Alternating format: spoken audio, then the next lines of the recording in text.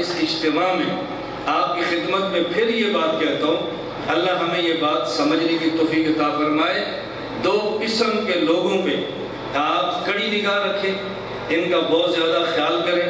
اپنی مساجد، اپنے اسکول، اپنی عبادت گاہیں، پاکستان کے ادارے، پاکستان کی تجارتی مراکز، دو قسم کے لوگوں پہ بہت خیال کریں۔ آپ کی مسجد میں آ کر کوئی بندہ آپ کے عقیدے کو خراب نہ کرے، آپ کے اسکول میں آ کر، آپ کی کسی عبادت گاہ میں آ کر یا کسی بازار میں آ کر کوئی بندہ ہمارے اسکول کو، ہمارے بازار کو تخریب کاری کا حصہ نہ بنائے، اور کوئی بندہ اس تک نہ پہنچے جس کی ہم حفاظت کرنا چاہتے ہیں۔ میں دوسرے لفظوں میں کہتا ہوں، دو چیزوں کا خیال ضرور کریں، ہمارا عقیدہ بھی تباہ کوئی نہ کرے، ہمارا ملک بھی تباہ کوئی نہ کرے۔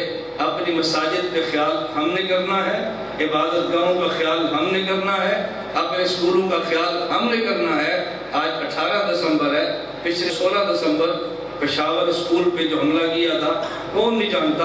اتنی بڑی درندگی، معصوم بچوں کو ذبح کرنا، معصوم بچوں کو قتل عام کرنا، یہ کوئی اسلام نہیں ہے۔ ہم مسلمان ہیں اور ہمارا اسلام کسی بچے کو ذبح کرنے کی اجازت نہیں دیتا، خواہ وہ بچہ کافر کا کیوں نہ ہو۔ کسی عورت کو ذبح کرنے کی اجازت نہیں دیتا، خواہ وہ عورت کافرہ کیوں نہ ہو۔ کسی بوڑھے کو مارنے کی اجازت نہیں دیتا، خواہ وہ بوڑھا کافر ہی کیوں نہ ہو۔ جائے کہ مسلمان بوڑھے کو ماریں، مسلمان عورت کو ذبح کریں اور مسلمان بچوں کو ذبح کریں، یہ کوئی اسلام نہیں ہے۔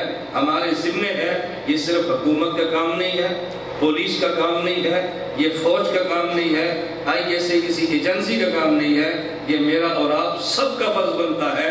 ہم اپنی مساجد کا تحفظ بھی کریں اور اپنے پاکستان کو مسجد سمجھ کر پاکستان کی حفاظت بھی کریں۔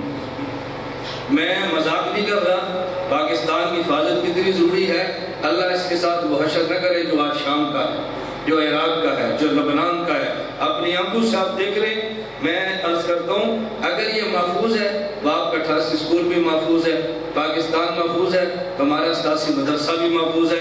ہم اپنے کالج اور مدارس کو محفوظ رکھنا چاہتے ہیں تو اپنے ملک کو محفوظ رکھنا بے حد ضروری ہے۔ ایسے لوگوں پر کڑی نگاہ رکھیں کہ یہ گڑبڑ نہ ہو، کہ یہ فساد نہ بچائیں۔ اللہ ہم سب کی حفاظت فرمائے۔